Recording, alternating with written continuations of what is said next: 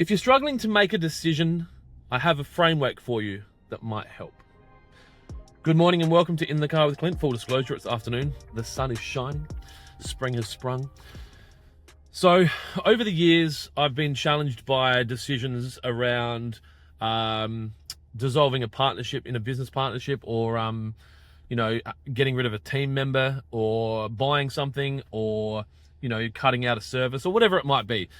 And usually the delay in the decision, there's a couple of reasons that you might have a delay in the decision, and one of them is that there's a piece of information that you don't have. But taking that aside, the other reason might be that you just don't want to deal with it. You don't want to have a difficult conversation. You don't want to tell your partner that you don't want to be with them anymore.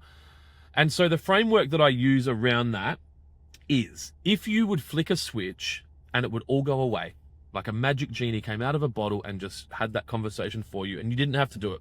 For example, my business partnership. If I didn't have to have the challenging conversation with my partner and then work out what it would cost to dissolve the partnership and go through that whole process, or if it was a marriage and you were looking at getting, that you wanted to break up, and you didn't have to go through the emotional challenges of explaining what your problem was, and the thinking about, oh my God, where are the children going to live and all this, and how do we split the house up? If you would flick a switch and all of that would happen regardless, would you still do it? And the reality is, if you would flick a switch, then that's telling you that you have to do it.